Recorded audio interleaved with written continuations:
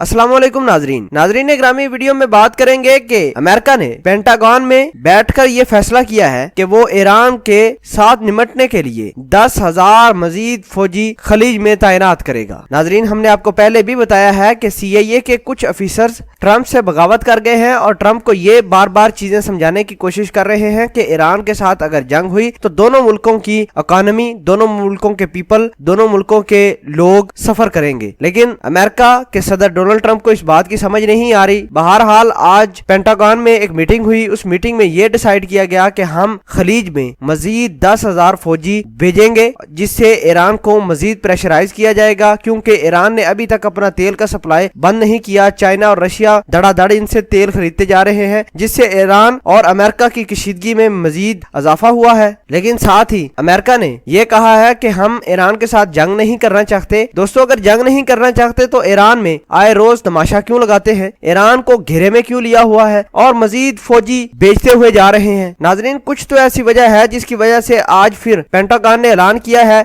कि वो 10,000 फौजी मजीद गल्फ में तैनात करेंगे। और इस तमाम तर सिचुएशन में CIA के कुछ ऐसे लोग भी मौजूद हैं CIA के अंदर जो ट्रंप को इस बात की तरफ माइल कर रहे हैं कि हम ईरान के साथ अगर जंग ना करें तो बहुत अच्छा होगा, क्योंकि अगर जंग हुई तो चाइना, रशिया ईरान का साथ देगा और फिर मजीद हालात खराब हो सकते हैं। CIA के साबिक ऑफिसर ने भी ये बात कही थी कि अगर ईरान के साथ ट्रंप हमला करता है तो ट्रंप ने खुद ही जाकर लड़ाई करनी है, कोई भी उसका साथ नहीं देगा। लेकिन ट्रंप ने दोबारा ट्वीट की कि अगर मेरी फौज, मेरे लोग मेरी साथ नहीं देंगे तो मैं इसराइल से मदद मांगूंगा। नाजरीन, इससे यह साबित होता है कि इसराइल भी इस तमाम तर कार्रवाई में मुकम्मल हाथ मिलाकर अमेरिका के साथ चल रहा है। नाजरीन, अमेरिका के अंदर से ही बहुत सारी आवाजें उठकर सामने आ रही हैं कि ट्रंप करना क्या चाहता है ईरान के साथ। कभी मजीद फौजी भेज देता है, कभी उधर डिप्लॉय कर देता है जहाज, कभी अपने बैरी जहाज डिप्लॉय कर देता है, और साथ ये भी ऐलान करता है कि वो दुनिया की सबसे बड़ी सुपर पावर है। सुपर पावर होने के साथ साथ उसके पास दुनिया का सबसे बड़ा असले का जखीरा भी है। लेकिन एक छोटे से मुल्क ने उसको नाको चने चबवाए हुए हैं। ईरान जब कोई बात करता है अमेरिका परेशान हो जाता है। अमेरिका ये समझता है कि खलीज में उसकी फौज कम है, जिसकी वजह से ईरान ने कोई नया बयान दिया है, ईरान ने कोई नई धमकी दी है,